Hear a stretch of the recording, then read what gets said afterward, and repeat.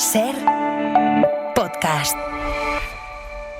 Estás escuchando el Abierto de Hoy por Hoy. Cada día analizamos las noticias más relevantes de la actualidad, las claves políticas, económicas y sociales, con las voces de los protagonistas y los distintos puntos de vista de nuestros tertulianos.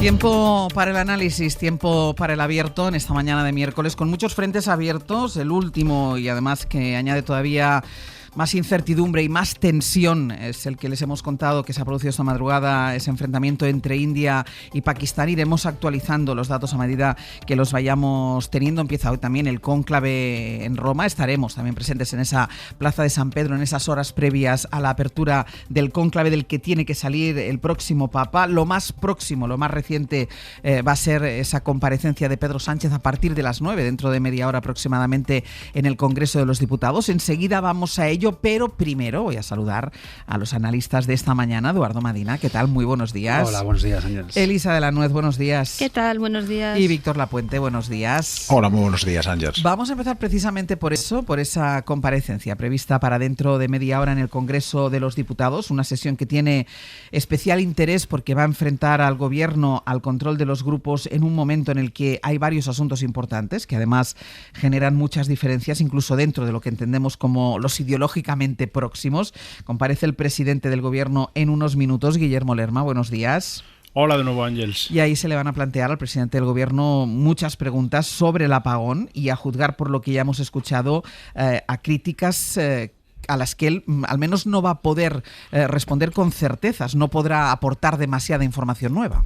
No, al menos sobre el origen de ese suceso que el pasado 28 de mayo dejó sin electricidad a todo el país. Será una comparecencia, nos dicen en la Moncloa, centrada en explicar lo que se sabe hasta ahora e insistir en la necesidad de reforzar la seguridad de nuestro país. Así que en la Moncloa asumen que el presidente llega a esta comparecencia sin respuestas claras a la pregunta que le van a hacer todos los grupos de la oposición, que es ¿qué provocó ese cero eléctrico? Lo que defienden en el Ejecutivo es que no hay ninguna certeza sobre el origen de ese suceso. Creen que sería una irresponsabilidad apuntar a cualquier hipótesis sin haber analizado todos los datos, algo que avisan los técnicos tardarán meses en completar. Sánchez va a insistir sobre todo en no descartar ninguna opción, tampoco la del ciberataque, y a pesar de la falta de información intentará defender que su gabinete está trabajando con transparencia para aclarar lo ocurrido, tomar medidas y depurar responsabilidades. En eso insistía hace unas horas la vicepresidenta tercera, Sara Agentsen. Lo peor que podríamos hacer por la ciudadanía, por la seguridad del suministro de este país,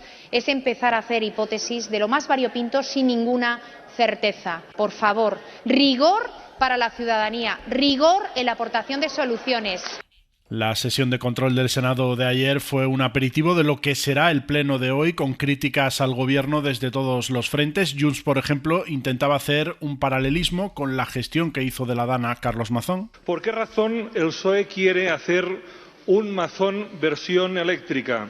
¿Por qué aún estamos en la cero, en las no responsabilidades, ministra? ¿Por qué hacen un Mazón y empatan con el PP en desastres no asumidos? ¿Usted cree que la información de verdad ha sido correcta? Los grupos de izquierdas también van a aprovechar para llevar al debate la necesidad de que el Estado recupere el control de la red y ponga coto a las eléctricas. Lo hacían también desde Esquerra. Lo que esperamos del Gobierno es que averigüe rápidamente las causas para que inmediatamente se pongan a trabajar para que esta situación no vuelva a ocurrir. Y también esperamos del Gobierno más exigencia hacia las eléctricas para que sus Pero beneficios... Lo que espera el Ejecutivo, Ángel, sobre todo es un áspero cara a cara con el líder del PP. Preocupa en la Moncloa que Feijóo trate de trasladar a la ciudadanía un estado de ansiedad, una imagen de colapso y caos que defienden no se corresponde en nada con la realidad. Guille, en principio el Pleno estaba convocado a la comparecencia de Pedro Sánchez para hablar del gasto en defensa, de lo que también va a hablar, entiendo, desde la tribuna. ¿Sabemos por qué va a empezar? Bueno, en principio la idea de la Moncloa es que ambos temas, el apagón y la necesidad de reforzar las capacidades de seguridad y defensa, están relacionadas y va a ser una comparecencia y un pleno en el que van a ir yendo y viniendo ambos asuntos. Nos dicen que la idea en principio es empezar por el apagón, pero como decimos, los dos asuntos los ven muy relacionados y la intención del presidente es ir mezclando ambos asuntos. Pues estaremos pendientes, tú estarás ahí, o sea que volveremos al Congreso de los los Diputados en cuanto empiece este pleno. Guille, gracias. Hasta luego. Es verdad que ha pasado ya más de una semana y media, estamos a miércoles. En medio hemos tenido un caos ferroviario por el robo de unos cables de cobre que en principio el ministro de Transportes calificó de sabotaje, aunque luego ha ido rebajando y ahora ya dice Óscar Puente que las dos hipótesis, tanto el robo como el sabotaje, están sobre la mesa, pero ya no es tan contundente con la idea del sabotaje. Pero lo cierto es que una semana y media después no hay explicación todavía. No tengo curiosidad por saber qué es lo que cuenta el presidente del Gobierno y en el Congreso de los Diputados, porque no hay datos que confirmen qué es lo que pudo pasar el lunes del apagón. Lo cierto es que ahora, Víctor, escuchamos a miembros del Gobierno como Sara Agesen hablar de no tenemos certezas, que hay que ir con cuidado, que responsabilidad, pero es verdad que Pedro Sánchez salió a las pocas horas señalando a las eléctricas.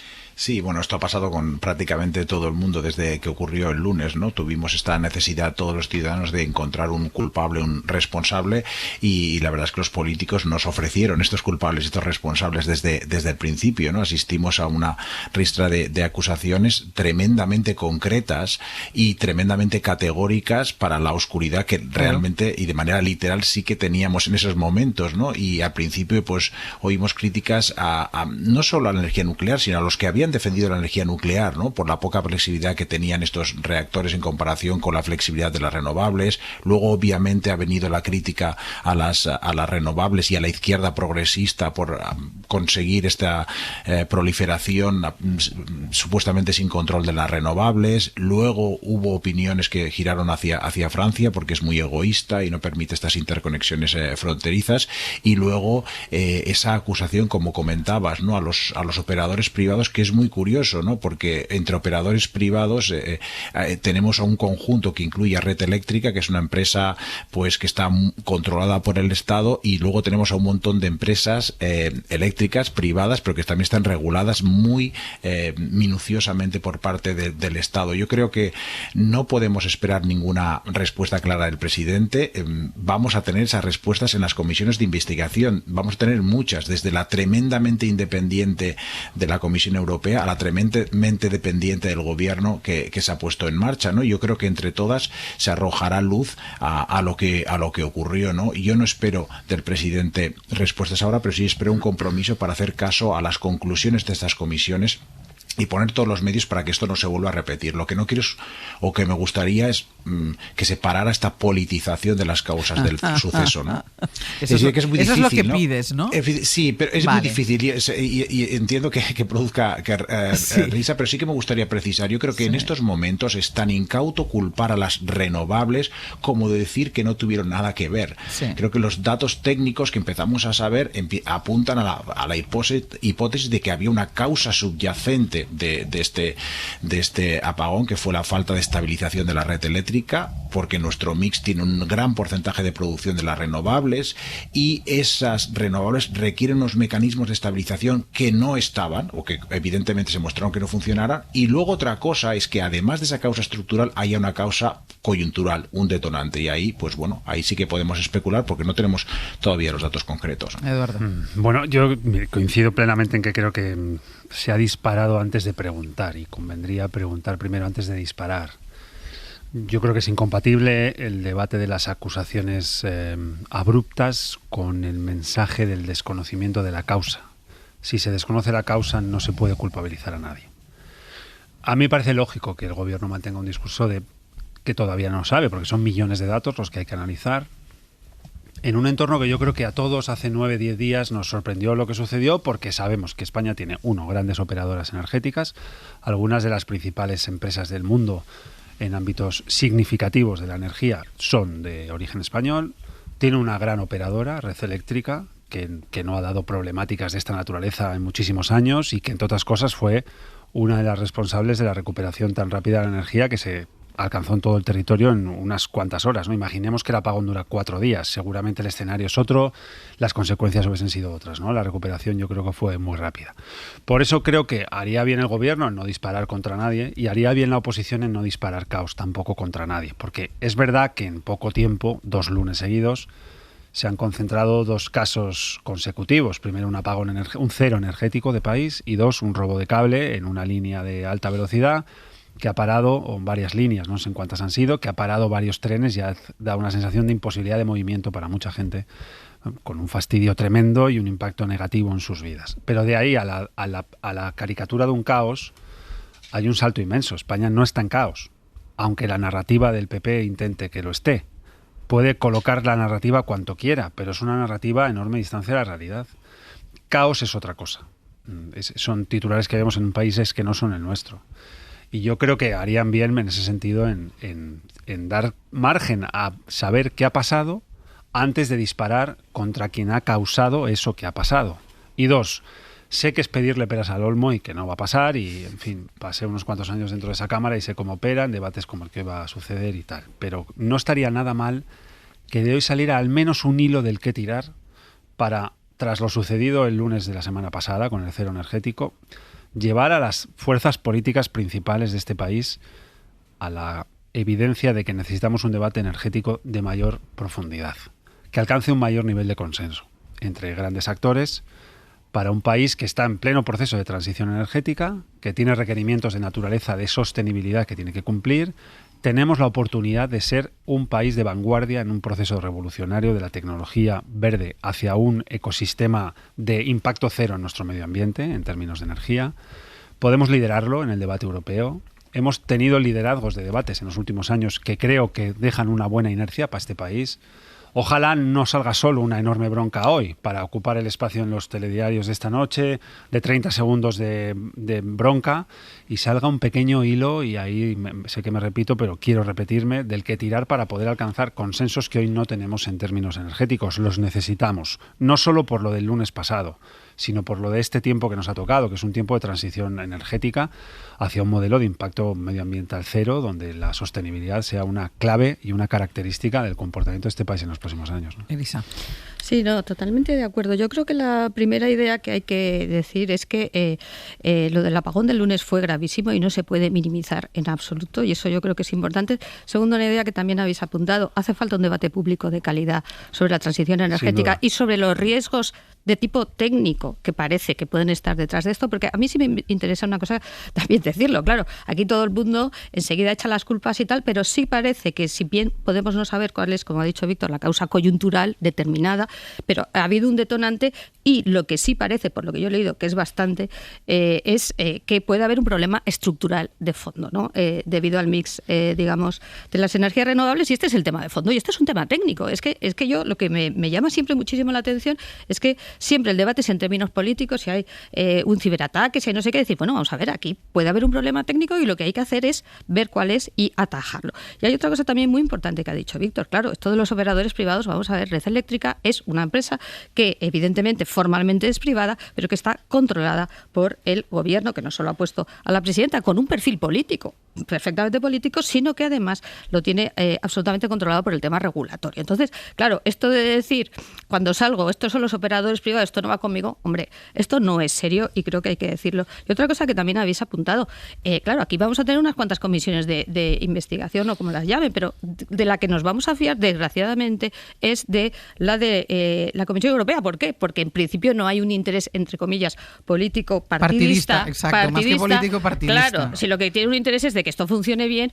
y que, como bien ha dicho Edu, pues que la transición se haga de la forma tecnológicamente más sensata, y también que los ciudadanos vean que no es un riesgo, porque de verdad, si los ciudadanos ven que, oye, esta transición es a cambio de que de vez en cuando tengo apagones, apaga y vámonos, literalmente, y perdonar el chiste. Es decir, es importante abordar los problemas estructurales que puedan existir o los problemas tecnológicos de una forma rigurosa y seria. Por eso a mí también me llama mucho la atención y me temo exactamente igual que vosotros que el debate que veremos sea de ping-pong, de quién es el culpable de tal. Oiga, que estamos jugando con cosas muy serias. Y también quería añadir un tema de las infraestructuras, porque claro, el problema, habéis hablado, el robo de cobre, claro, pero es que no es normal que te roben esto en las líneas de alta velocidad. Esto no es normal. Y no sé si es una cosa puntual, no es una cosa puntual, pero es una cosa que hay que tomarse en serio, porque lo del otro día es que, claro, es que dejas a, no sé si fueron 10.000 o 15.000 personas varadas en trenes en condiciones además bastante penosas. Esto es algo que nos tenemos que tomar en serio. Y ligo con esa idea, esto no es el caos, efectivamente, pero son problemas serios y no se pueden, digamos, quitárselo uno de encima diciendo, bueno, es que esto es una conspiración. Estas cosas pasan. estas cosas pasan. Esto, por favor, yo creo que los ciudadanos no debemos ser muy exigentes con estas cosas. Mira, dejadme que vaya a publicidad y a la vuelta tiraremos del hilo que decía Edu, porque él ya apuntaba, esta imagen que está intentando dar, y te lo decía también ahora Elisa, esta imagen que está intentando dar el Partido Popular, que seguramente será lo que veremos trasladado a esa comparecencia y esos enfrentamientos dialécticos en el Congreso de los Diputados, entre otras cosas porque tuvimos ayer la previa ya en el Senado, donde ya el Partido Popular intentó extender todavía más, lo lleva haciendo desde el lunes del apagón, esa idea de que en este país nada funciona, que todo es un caos. Una pausa y seguimos. El Abierto. Ser Podcast. En el Abierto, Eduardo Madina, Elisa de la Nuez y Víctor Lapuente. Y saludamos también a David Junquera. Junquera, buenos días. Hola, buenos días. Estábamos hablando de la estrategia del Partido Popular, que hoy seguramente veremos otra vez en el Congreso de los Diputados. Esa estrategia que suma acontecimientos del apagón al problema de los trenes, al robo del cable de cobre, para acabar componiendo y acabar intentando trasladar a la ciudadanía esa imagen de España, esa imagen de una España caótica, donde nada funciona. Sí, le ha venido el relato del caos a ver a un PP que hasta hace 2 semanas tenía muchas dudas de cómo afrontar este debate, también la votación del escudo antiaranceles, pero ahora apagón y jaleo ferroviario mediante en Génova ya tienen la excusa para votar a todo que no, ya tienen guión y título para la película, Sanchismo en fase de paranoia. Así rotulan lo que califican de 2 lunes negros, con un gobierno echándole la culpa de todo a otros, a los ciberataques, a los sabotajes, pero sin pruebas, sin explicaciones y sin disculpas. Por ahí irá un Feijóo que tampoco se olvidará de afearle a Sánchez que vaya a subir el gasto en defensa sin preguntarle al Congreso. Nos reconocen desde las baronías del PP que hoy Feijóo tiene un serio examen porque ya iría siendo hora de que los populares recojan los réditos del desfonde de PSOE, de Vox o de Sumar, algo que no termina de reflejarse en las encuestas. El jefe popular le va a espetar a Sánchez que poco podemos aportar como país para solucionar la inestabilidad que sacude Europa cuando nuestro gobierno no es capaz de garantizar el suministro eléctrico, las comunicaciones o las redes de transporte en España. Antes no funcionaba el gobierno, es que ahora ya no funcionan ni los servicios básicos. Ironizan desde Génova, para hacer tambalearse a Bruselas, Putin tiene que empeñarse a fondo, pero para poner a España en jaque basta con una presidenta de red eléctrica con carnet del Partido Socialista, haciendo referencia a Beatriz Corredor. Por ahí irá hoy Alberto Núñez Feijóo. Junquera, gracias. A vosotros. Lo apuntabas ya tú, Edu, esa imagen de caos que intenta trasladar desde el primer momento el Partido Popular, tanto por el apagón y además después sumando al apagón los problemas con los trenes del lunes pasado. Esa imagen de caos que se puede contraponer perfectamente con que este país funciona, básicamente funciona. Hay problemas puntuales, pero este país, los servicios funcionan en este país básicamente. Yo, trato de encontrar el ángulo base por el cual el PP configura esta idea del caos, ¿no?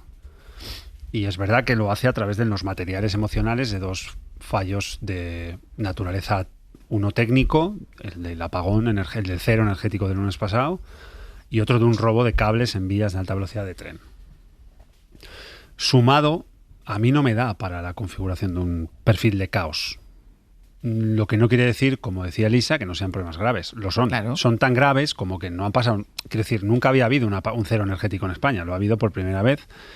No hay precedentes. Es indiscutible que fue un caso gravísimo, que ha tenido pérdidas significativas y que haría bien el gobierno y las empresas competentes en trabajar a fondo en descubrir qué es lo que exactamente sucedió. Primero, para saberlo, sobre todo con la óptica de que no se repita, y 2, para esclarecerlo. En segundo lugar, hombre, desde ahí elevar a categoría de caos 2 situaciones como esta, pues vale, bien. Intuyo que a un sector duro de su electorado pues le gustará escucharlo, configurar una parte de un perfil duro del líder de la oposición contra el gobierno, algún gurú electoral de dentro del PP pensará que por ahí está ganando enteros desde el punto de vista de la captación de otros caladeros de votantes, y desde el punto de vista del mensaje de la oposición, pues a lo mejor relaja a los sectores internos más ansiosos de subidas electorales demoscópicas que el PP todavía no termina de alcanzar todas las que le gustaría. Perfecto. Y a partir de ahí, ¿qué más? ¿Cuál es? Uno hace este paso y el siguiente paso, ¿cuál es? Me parece que que tiene un recorrido corto, ¿no? Ojalá el PP, además de ir hoy a degüello, que es lo que hará, supongo, en el debate parlamentario que vamos a vivir o que vamos a ver, pues ofreciera también su mano para un debate de altura en el ámbito de la energía, un debate de altura en el ámbito de las infraestructuras de movilidad, pusiera de su mano, con todo lo que conlleva a su mano, que son 12 comunidades autónomas, muchas capitales de provincia, un primer grupo en el Congreso, mayoría absoluta en el Senado, pusiese todo eso al servicio de un país para que este tipo de problemas no vuelvan a pasar. ¿En qué medida puede colaborar el Partido Popular? Desde mi punto de vista, de una manera muy significativa, porque no gobierna pocas cosas y no tiene poca representatividad política. Puede configurar una parte importante de la conversación y puede ser determinante en muchas instituciones. Así que, bueno, yo no sé, supongo que el debate da para lo que da y hoy tampoco le podemos pedir, ya decía al principio, muchas peras al olmo, ¿no? Pero uno tiende a pensar que llegará un día en el que del Congreso de los Diputados sacaremos todos conclusiones de acuerdo entre fuerzas políticas que sean buenas para enfocar de una manera conjunta los problemas del país. Y esto no le quita ningún ápice de gravedad a las dos cosas que hemos vivido, ¿no? Es muy grave lo del robo en las vías de alta velocidad y es muy grave el cero energético que este país vivió el lunes pasado. Y además 2 hechos que se han producido de manera consecutiva, prácticamente. Víctor. Bueno, yo creo que en primer lugar la idea del caos es global, es un problema europeo. Fundamentalmente este fin de semana The Economist hablaba precisamente sobre la percepción de que están fallando los servicios públicos básicos en el Reino Unido como uno de los motivos principales de la desazón ciudadana y del ascenso de la extrema derecha, de Nigel Farage, etcétera. En Alemania también hemos visto ecos de esto en el ascenso de la ultraderecha, con lo cual yo creo que se ha extendido generalmente y hasta cierto punto pues seguramente refleja que efectivamente en algunos servicios públicos pues no están funcionando de la manera adecuada. Antes Elisa hablaba de que había un problema técnico de energía y es cierto que existe, y al mismo tiempo también existe, parece ser, un problema a la hora de prevenir ciertos desastres en ciertas infraestructuras. No tiene nada que ver la Dana con el gran apagón o con el colapso ferroviario, pero sí que y que en todo caso, como comentabas tú, Ángels, lo que muestran es que España responde a los desastres con civismo por parte de la ciudadanía y con profesionalidad encomiable por parte de los servidores públicos. Pero también es cierto que los hemos padecido estos incidentes, y entonces descubrir el por qué requiere seguramente las dos cosas que no necesitamos ahora, que es apelar al caos, sino que necesitamos pues mucha paciencia, mucho apartidismo, ¿no? Y en todo caso, yo creo que, como comentaba antes Edu, es irresponsable apelar al caos por parte del Partido Popular, porque eso es invocar a las fuerzas del mal, al populismo antisistema. Un factor clave para entender el ascenso del populismo es la caída de la confianza ciudadana en las instituciones. Y es verdad que hay alguna discusión entre los expertos. Para algunos dicen que la subida de los populistas puede tener un efecto positivo porque disciplinan a los partidos tradicionales que se ponen a trabajar en dar buenos servicios públicos, ¿no? Pero por lo general suele ocurrir lo contrario, que más bien lo que hacen estos partidos es acabar haciendo una apelación a todo el sistema y desde luego no contribuyendo a que mejoren las infraestructuras. Yo creo que el Partido Popular tiene, por una parte, considera que evidentemente tendría que criticar al gobierno, y es lógico y normal que lo haga, pero yo creo que no puede haber una oposición que ni sea complaciente con el gobierno ni tampoco sea bronca. Debe proponer una alternativa. No puedes apelar al caos o apelar a que no funcionan los servicios en general en España sin hacer un diagnóstico compartido de lo ocurrido, y no existe este diagnóstico. No han puesto sobre la mesa un diagnóstico diciendo que las incidencias que hemos tenido en España durante estos últimos meses se deben a un problema estructural de nuestras administraciones. Y de nuevo, no quiero hacer de consultor del Partido Popular como hacemos en alguna ocasión de estos micrófonos gratuitos, pero aprovechando que está Elisa, por ejemplo, pues de Fundación Hay Derecho, con su publicación, por ejemplo, el Dedómetro, que algunos comentaristas como Miriam González lo ponían en los medios de comunicación estos días sobre la mesa, pues seguramente deberíamos reflexionar si en España los máximos responsables de dirigir entidades públicas cruciales para la sociedad obtienen sus puestos de trabajo demasiado a menudo por sus conexiones políticas y no tanto por sus cualificaciones profesionales. Y eso se extiende a la Comunidad Valenciana, se extiende a Red Eléctrica o se extiende a muchas instituciones. ¿Hay un diagnóstico compartido? ¿El Partido Popular está ofreciendo? No.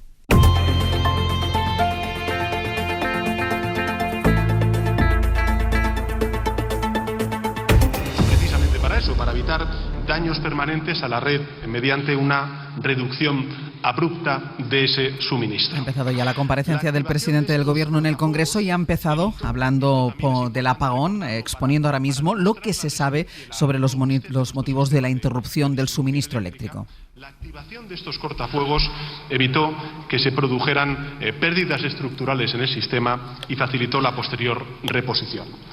Desgraciadamente, lo que no impidió fue que el sistema se fuese a cero, que es lo que ocurrió el pasado 28 de abril. Instantes después de que se produjese ese apagón, las instituciones competentes activamos todos nuestros protocolos de emergencia. Los operadores privados, es decir, las empresas energéticas, se centraron ¿en qué? En reenergizar la red para restablecer el suministro, una operación que es sumamente compleja, que en otros países que han afrontado este tipo de apagones ha durado días y también muy delicada. Y además nunca se había hecho a escala y velocidad que se hizo en nuestro país. ¿Cómo se llevó a cabo? Bueno, pues se llevó a cabo mediante la reactivación secuencial, en primer lugar, de las interconexiones eléctricas que tenemos con Francia, también con Marruecos, con las centrales hidroeléctricas y con el ciclo combinado en toda la península ibérica. Mientras, el Ejecutivo y el resto de administraciones públicas nos centramos en asistir a la población, en mantener o recuperar el funcionamiento de los servicios públicos afectados por este corte de suministro, labores que fueron orquestadas por el Consejo de Seguridad Nacional y que se llevaron a cabo en buena coordinación con la amplia mayoría de los gobiernos autonómicos de nuestro país, también la amplia mayoría de ciudades de nuestro país, a quienes de nuevo quiero agradecer públicamente su trabajo, su lealtad y su cooperación en esos momentos tan críticos.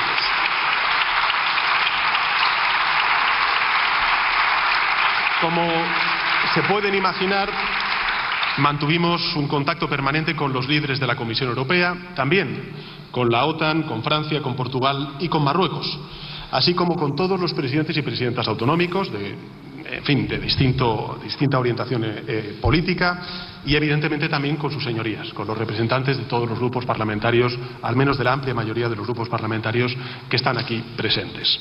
Y además nos reunimos en 3 ocasiones con los equipos técnicos de la empresa Red Eléctrica y con los representantes de las energéticas. Y celebramos 6 reuniones del Consejo de Seguridad Nacional en poco más de 48 horas.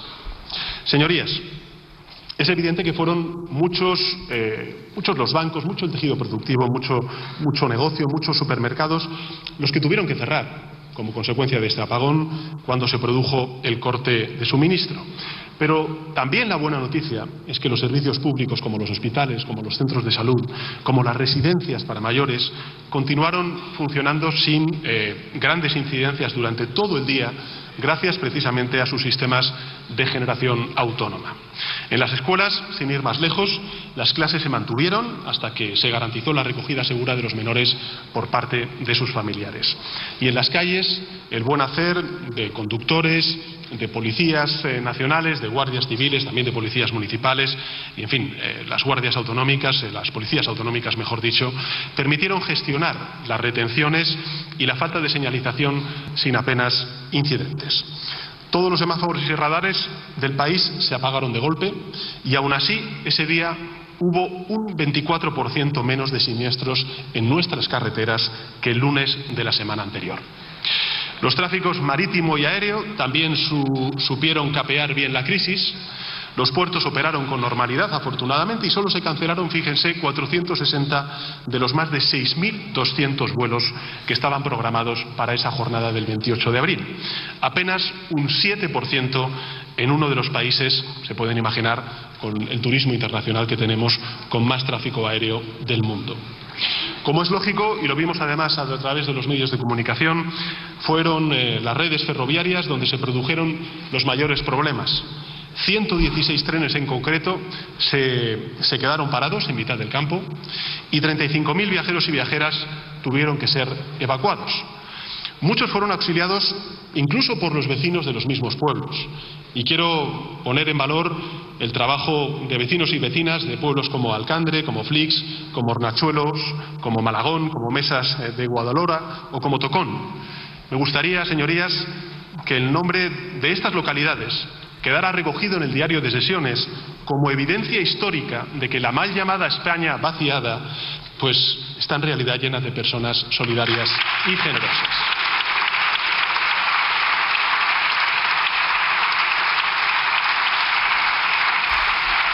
Describiendo lo que pasó, la actuación y la recuperación del servicio, poniendo en valor la rapidez. De la caída del suministro, ese mismo suministro se había restablecido en áreas tan importantes para nuestro país como Aragón, como Cataluña, como País Vasco, como Galicia, como La Rioja, Asturias, Navarra, Castilla y León, Extremadura y Andalucía. A las 7:30 de la tarde, casi la mitad de las subestaciones de la red de transporte peninsular ya tenían tensión y se había recuperado más de una quinta parte de la potencia. A las 22:45, es decir, a las 11 menos cuarto de la noche, se había restituido más del 50% del suministro. Y a las 6 de la mañana del día siguiente, el 29 de abril, se alcanzó el 99,5%. A esa misma hora, a las 6 de la mañana del día siguiente, el 29 de abril, la telefonía móvil y la fibra óptica ya operaban al 90%. Y la práctica totalidad, en consecuencia de los negocios, se disponían de nuevo a abrir sus puertas. La mayoría de ciudadanos, afortunadamente, se preparaban para recuperar su vida cotidiana, algo que se logró de forma plena a las 4:30 de la tarde de ese 29 de abril, cuando todos los trenes del país volvieron a circular con absoluta normalidad. Señorías, como ven, nuestros servicios públicos, las empresas, los empresarios, las empresarias, los trabajadores y trabajadoras estuvieron una vez más a la altura de las circunstancias, como también lo estuvieron nuestros servidores públicos y el conjunto de la ciudadanía española. Es cierto que en las series de Netflix, en las series de ciencia ficción, nos habían contado que bastaría un apagón para que el civismo se esfumara y el orden social entrara en colapso.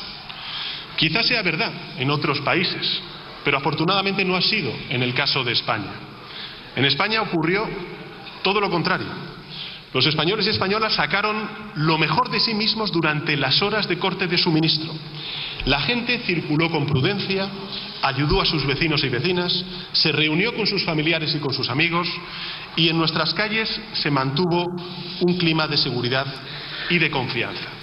Tanto es así, señorías, que el número de delitos reportados en los primeros 3 días de la semana pasada fueron un 50% inferior a los de la semana anterior.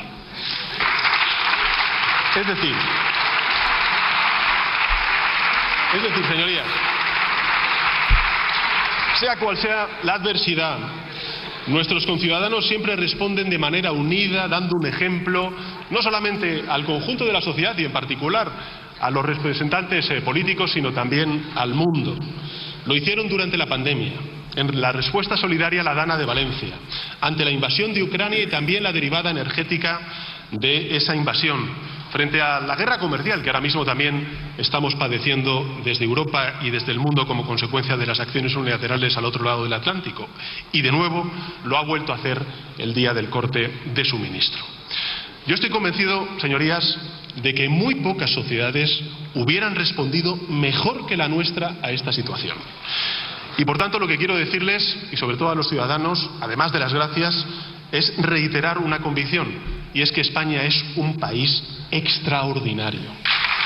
Por eso quiero agradecer al conjunto de la ciudadanía y en particular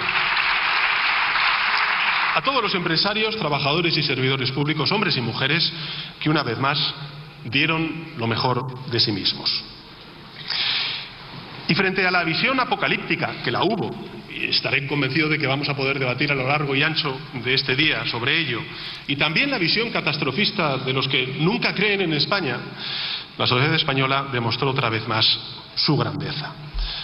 Y gracias a todo lo anterior, además, señorías, la recuperación rápida, el comportamiento calmo y también solidario de la ciudadanía española en cualquiera de los ámbitos que desempeñaron su día a día en ese momento tan crítico, el impacto económico del apagón fue limitado. El 28 de abril, señorías, lo dijo el ministro de Economía, Carlos Cuerpo, las compras cayeron en 415 millones de euros respecto a un lunes habitual. Estos datos no me los invento, son datos de RedSys, son datos de RedSys. Sin embargo, 415 millones de euros. Yo sé que hay grupos parlamentarios que los datos les da igual. Vamos a verlo sin duda alguna a lo largo de este debate. Pero bueno, ya entraremos en él.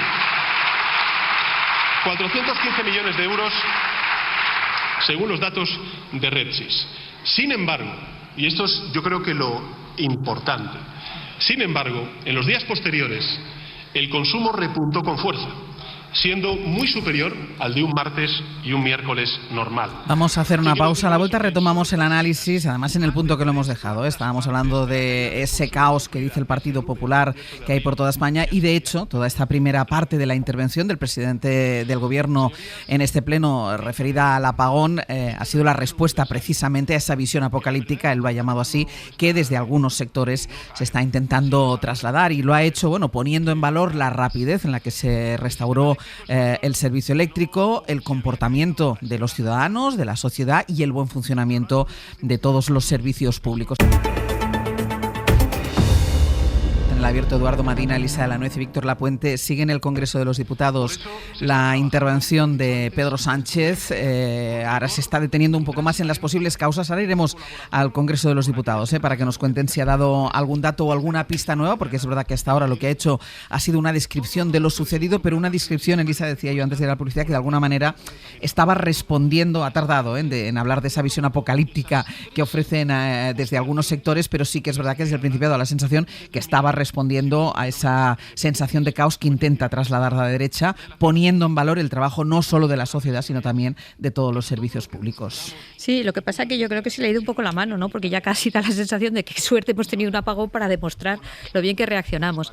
Y yo creo que eso tampoco es un acercamiento, digamos, serio al asunto. Ni caos total, ni catástrofe, pero tampoco, oiga, hemos tenido un cero energético y hemos salido muy bien, y todos esos datos, bueno, pues que ha habido menos accidentes, que si menos compras, esto de verdad que no me parece serio. Lo que me parece serio es, como decíamos antes, que tengamos un debate público sobre los posibles riesgos técnicos que pueda tener, digamos, el mix energético y la transición ecológica. Esto sí me parece serio, porque si no vamos a dejar el campo efectivamente a, oiga, pues esto no funciona, esto es un desastre, esto es un caos, que además yo creo que una cosa importante que ha dicho Víctor es que este es un marco muy europeo también, y traigo una anécdota que me gusta traer a veces, anécdotas personales. Mi hija vive en Alemania y el tema de los trenes es un desastre allí también, es un tema constante, los retrasos se paran en mitad de la nada, por tanto no es solo una cosa a nivel español, y por tanto es un marco mental muy fácil de comprar. Las cosas no funcionan y por tanto esto es un caos, es una catástrofe. Como además hay un elemento de realidad, porque claro, esto está muy bien, hemos reaccionado muy bien, pero espero que ninguno de nosotros estuviera 11 horas metido en un tren el lunes del apagón. Es decir, hay casos personales duros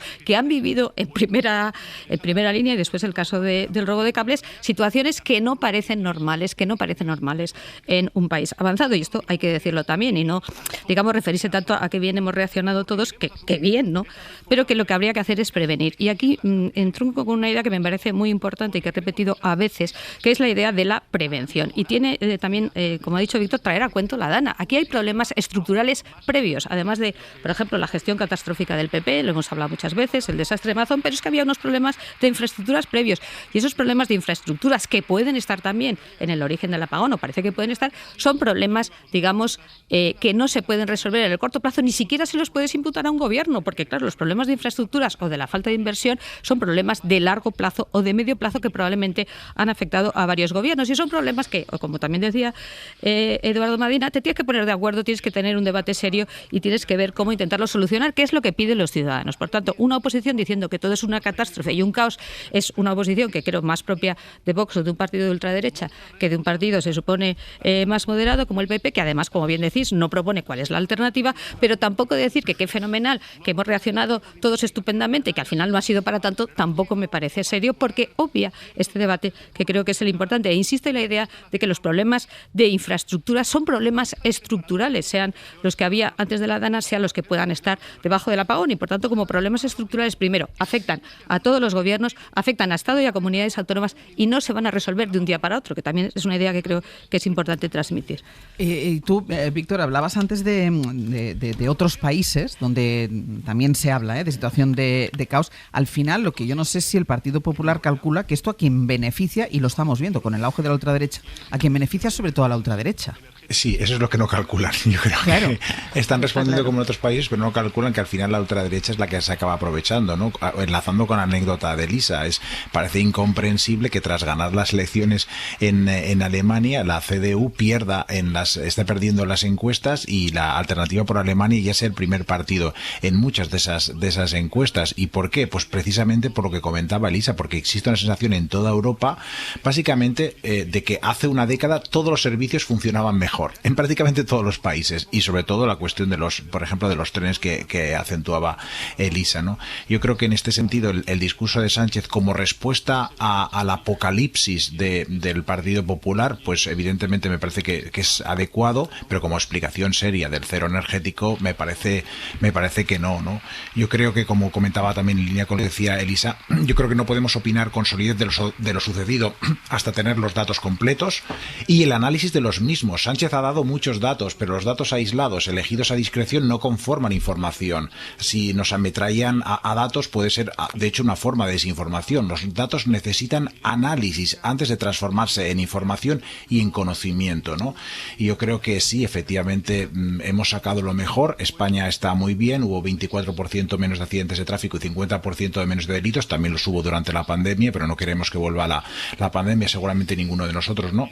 Y yo creo que pues hay que actuar con un poco más de moderación y aprovechar estos foros, seguramente no para sacar pecho, sino para, como decía Elisa, tratar de indagar en las causas por las cuales en nuestro país, particularmente, la gestión de las emergencias y las incidencias pues no está funcionando bien, y todo apunta a que no hay una previsión a largo plazo lo suficientemente adecuada, ya sea pues porque a los técnicos que proponen encauzar barrancos, o los técnicos que proponen otro tipo de reformas costosas para mantener la estabilización de las redes eléctricas, pues no se les hace caso. Y está claro que está muy documentado que muchos técnicos en tanto en la Dana como en el gran apagón, ya veremos, y también en el caso de los cables, ha habido muchos avisos técnicos de que no se están actuando a largo plazo. ¿Cuál es la causa de eso? ¿Cuál es la causa de por qué las administraciones no piensan a largo plazo, no encauzan los barrancos o no buscan fórmulas para estabilizar la red eléctrica? ¿Es porque quieren ahorrarse dinero? Puede ser una causa. ¿Es porque no tienen la capacidad adecuada porque son nombramientos políticos? Pues eso es lo que hay que investigar, ¿no? Y me temo que hoy vaya a ser una oportunidad desaprovechada, ¿no? Sí, no sé si queremos ir al Congreso. Solo para decir una cosa, porque sigue el presidente Arabi contigo. Sigue el presidente del Gobierno. La seguridad del sistema, tan pronto como la CNMC culmina la regulación y sean habilitadas por red eléctrica.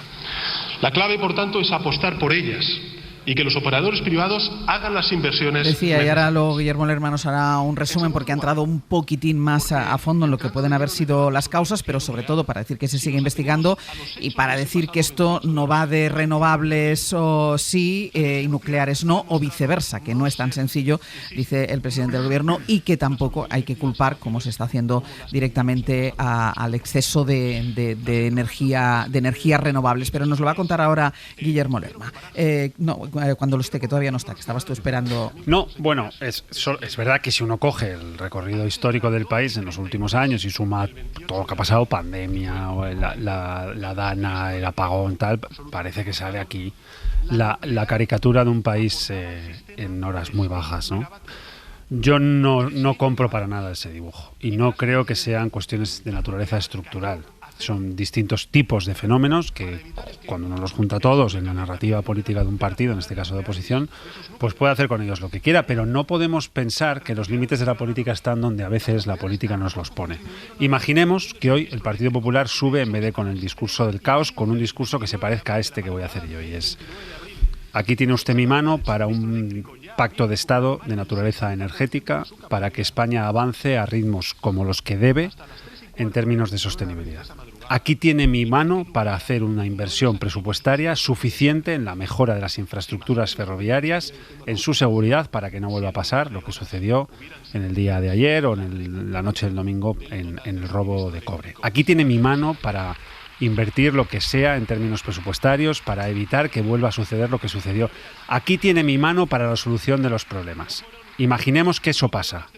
Imaginemos que el PP hoy sube con un discurso de: aquí tiene mi mano para un gran acuerdo presupuestario al servicio de los problemas de fondo del país. ¿Es posible eso? Claro que es posible. Ya sé que no es probable. pero quiero pensar que es posible. Otra cosa es que el Partido Popular en la oposición decida hacer un discurso de la vieja caricatura de Ramón en la portada de Hermano Lobo, ¿no? O el caos o nosotros, y la gente dice el caos, bueno, también somos nosotros. O sea, al final, la narrativa del caos, ¿quién es? ¿Quién la lleva hoy al Congreso de los Diputados y quien trata de hacer de ello una campaña, no sé si electoral, pero con tono electoral de fondo en su posicionamiento ante los problemas? Pero ante los problemas, uno puede posicionarse así o puede poner su mano. Y no sé si hoy el señor Feijóo tiene intención de hacerlo. Bien, ya sé que no, pero creo que los márgenes de la política están mucho más allá, son posibles mucho más allá de donde a veces los dirigentes políticos nos los ofrecen.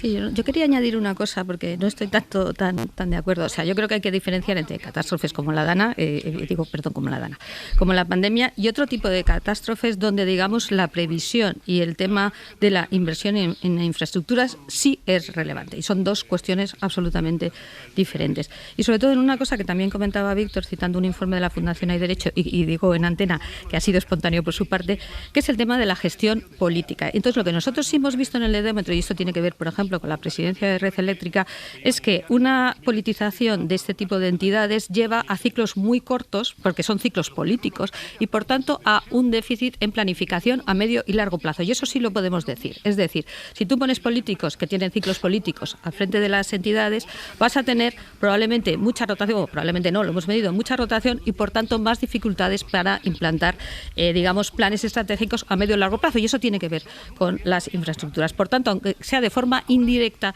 sí que podemos decir que una politización en la gestión de determinadas entidades públicas o semipúblicas, como es el caso, por esa mayor rotación puede incidir en una gestión en el largo o medio y largo plazo. Y otra cosa que quería terminar es, y probablemente también hace que las inquietudes de los técnicos, que como bien dice Víctor, se trasladan normalmente a través de informes o a través de documentos que se aportan, digamos, a esa presidencia de carácter más político, puedan tener menos relevancia que la que tendrían frente a un gestor más profesional, porque que puede ser legítimo, pero hay que saberlo, a lo mejor las prioridades políticas van por un lado diferente a las prioridades de gestión técnicas. Y yo creo que esto explica algunas de las cosas que pueden estar pasando o las pueden explicar. Yo creo que voy contigo, Víctor.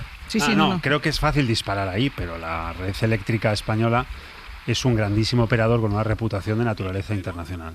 Pero ha tenido un apagón el lunes 28. Entonces, tiene una amplia participación accionarial de la SEPI, la Sociedad Española de Participaciones Industriales, que es quien con arreglo a lo normal en los últimos no sé cuántos años, tiene normalmente la voz preponderante en la elección de la presidencia. Y por la presidencia han pasado muchas personas y nunca hemos vivido lo que hemos pasado el lunes de la semana pasada.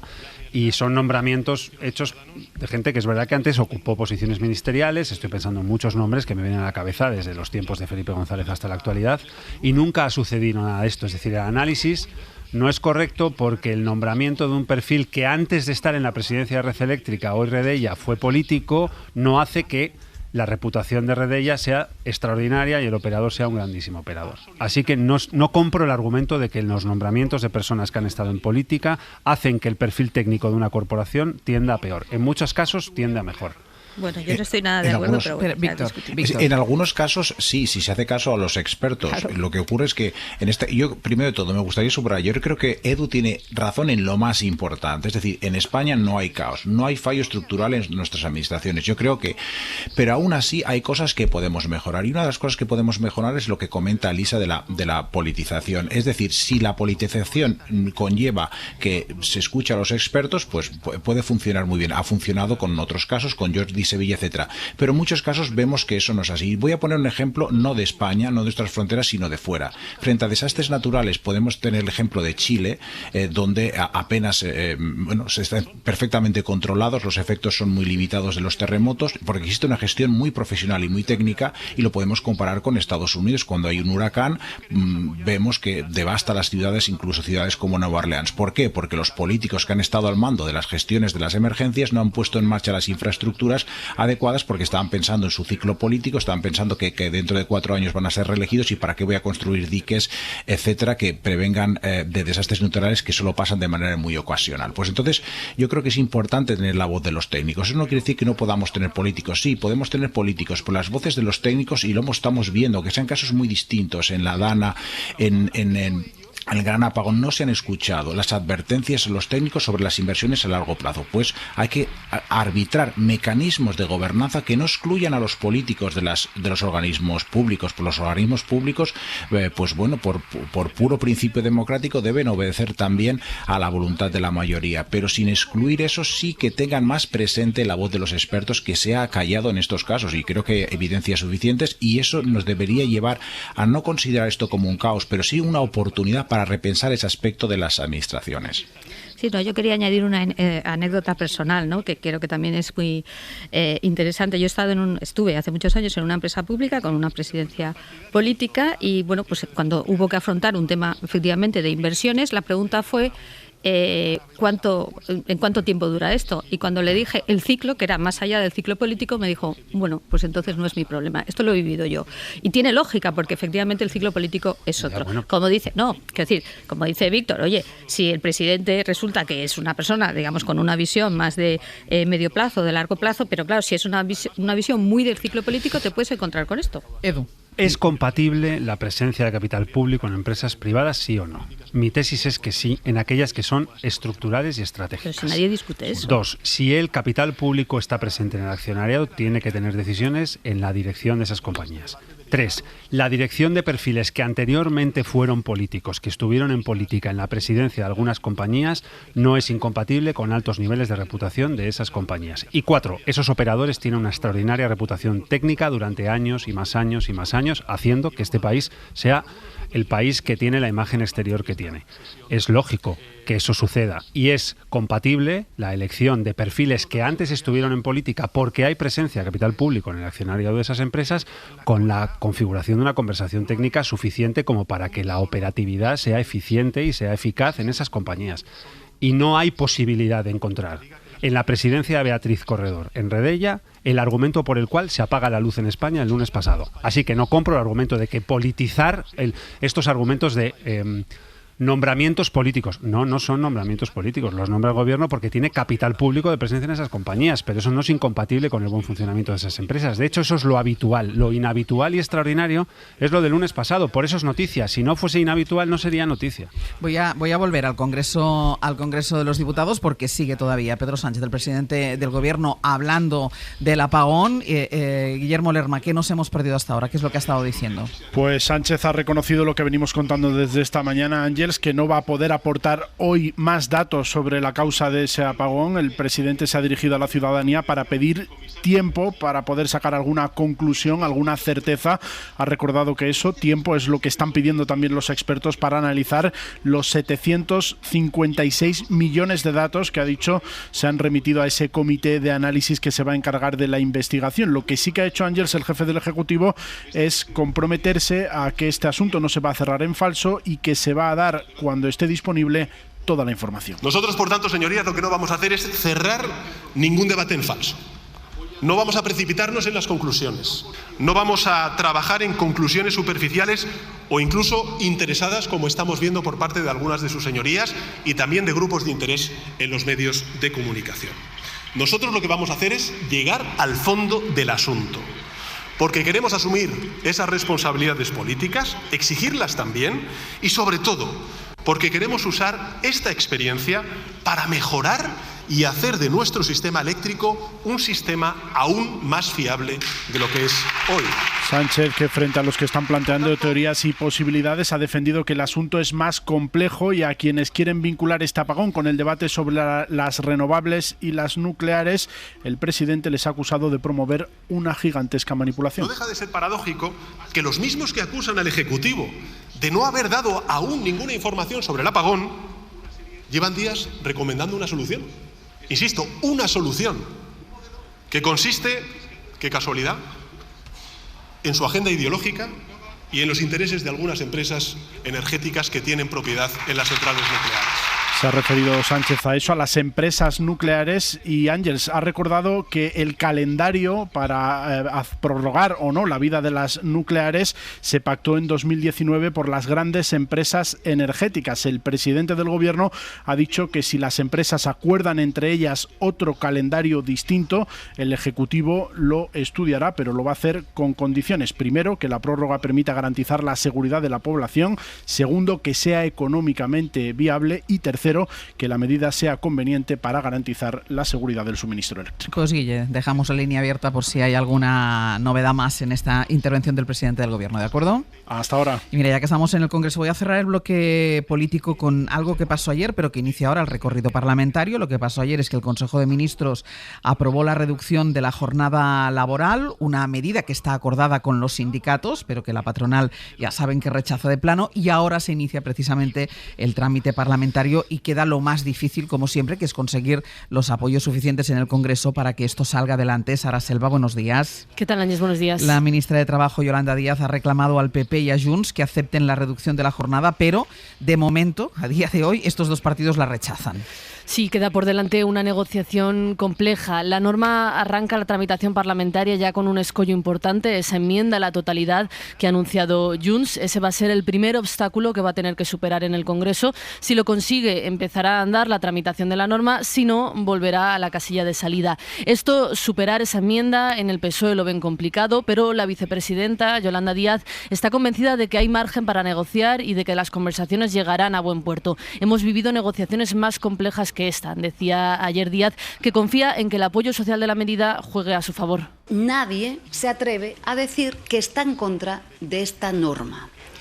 Vamos a ver si algo que está ganado en la calle se rompe en el Congreso de los Diputados. Apela Yolanda Díaz a los grupos parlamentarios y sobre todo al Partido Popular. ¿Va a maniobrar el señor Feijóo para tumbar la reducción de la jornada laboral? ¿Quiere dañar a su país? Esta es la pregunta.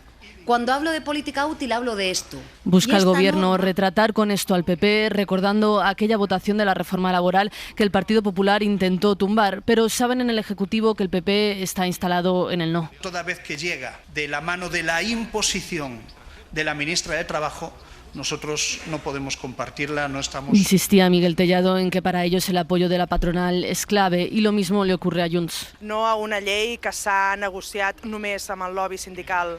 Que dice que no puede apoyar una norma que se ha negociado solo con lo que llama el lobby sindical español. En público, Junts está siendo del todo rotundo en el no. Dicen además fuentes del partido que no van a retirar esa enmienda a la totalidad que ya han anunciado. En Sumar creen que el debate, el de la enmienda, llegará al Congreso antes del verano, pero están convencidos de que conseguirán superarlo.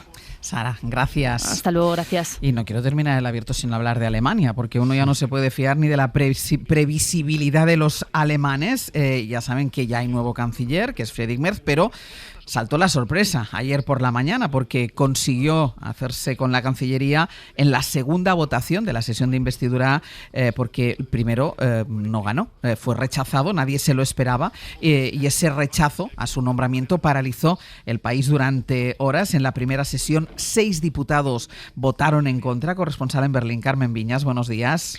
Hola de nuevo, Ángels, buenos días. Claro, el caso es que pudieron ser parlamentarios, porque el voto es secreto, parlamentarios de su propio partido o socialdemócratas con los que va a gobernar en coalición. Es decir, que da desde el primer día una apariencia esta coalición de cierta fragilidad.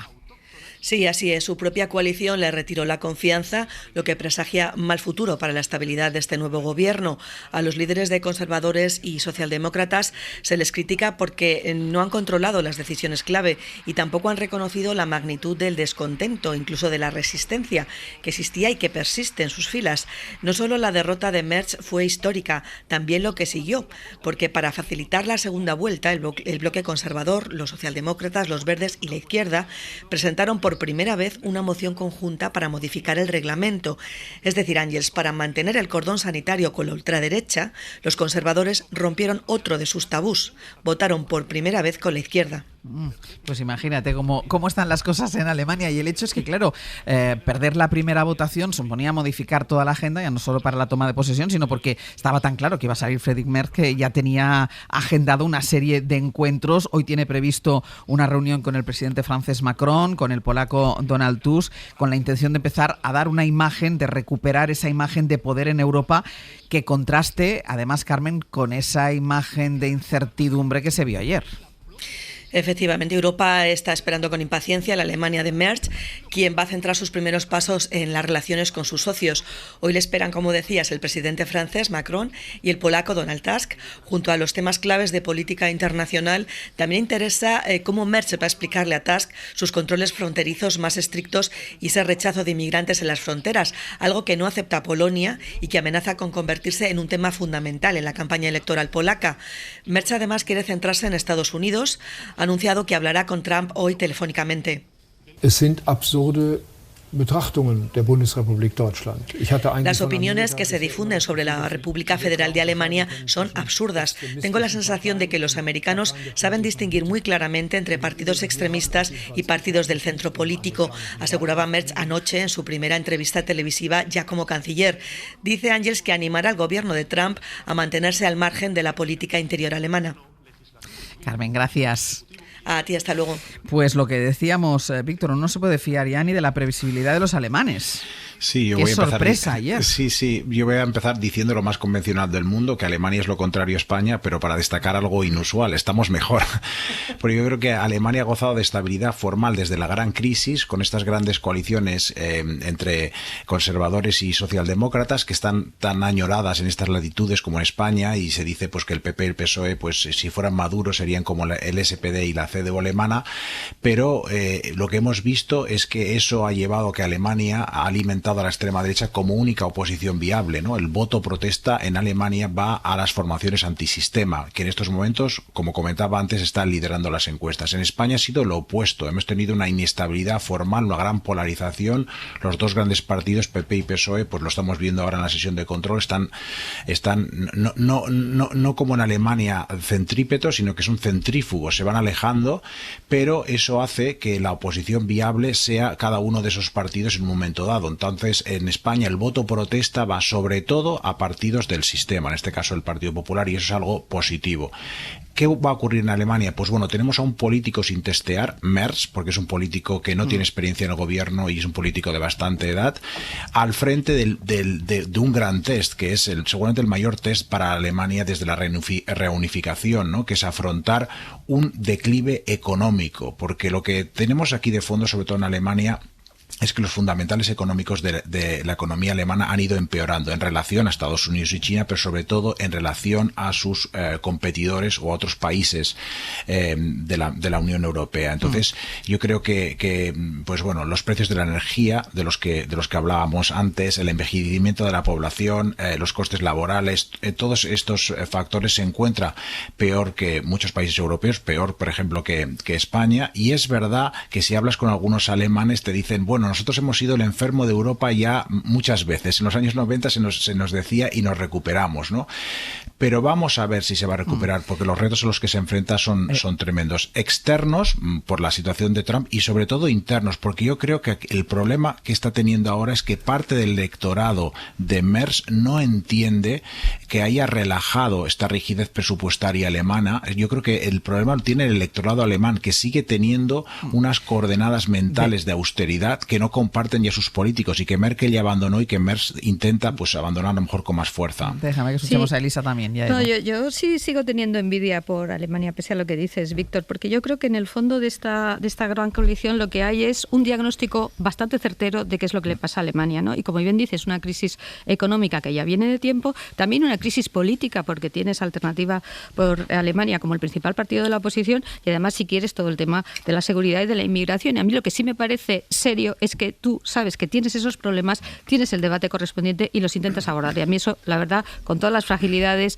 y con todas las incertidumbres, me da mucha envidia. Érase una vez la investidura de un primer ministro del PP en España, en la que salía adelante solo con la abstención del Partido Socialista, y también se escaparon unos cuantos votos. Así que no somos tan distintos. Ya, eso. Ya está. Vale, venga, perfecto. Porque les había pedido además brevedad a los dos analistas que están aquí conmigo en Radio Madrid, porque me quiero ir a la Plaza de San Pedro, porque hoy empieza el cónclave a partir de las 4:30 de esta tarde. Ya se encierran los cardenales electores y papables en la Capilla Sixtina para elegir quién va a ser el sucesor del Papa Francisco. Y a esta hora, Marina, ¿qué tal? ¿Cómo estás? Marina García.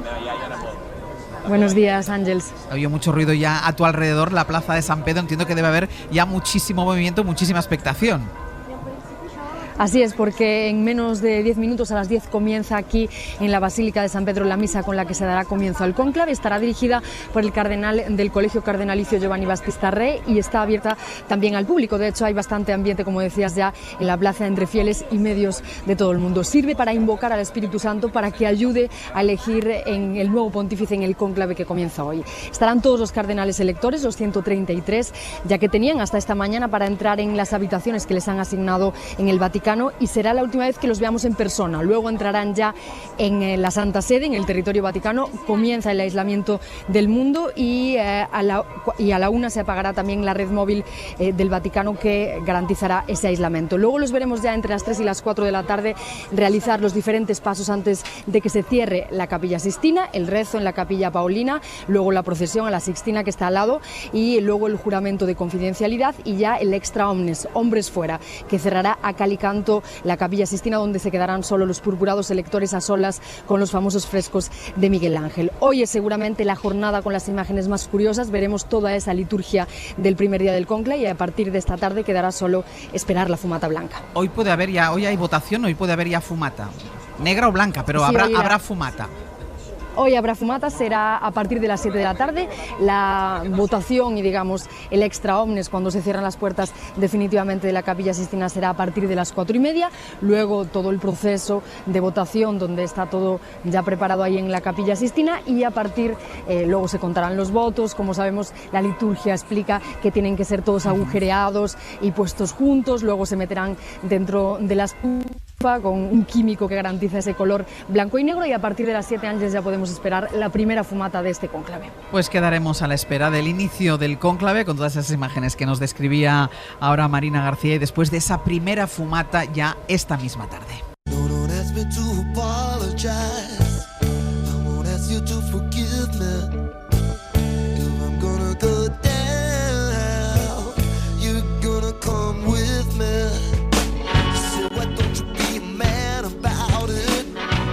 Termina ya el abierto, empieza la segunda parte a partir de las 10 del programa. Sastre, ¿sabes cómo se hace esto, no? Sí, bueno, voy a intentar recordarlo. Vale. ¿Por qué me lo dices? ¿Que te vas? Es que a lo mejor, ahora yo, sabes que siempre salgo. Sí, igual, ¿y ya no vuelves? No lo sé.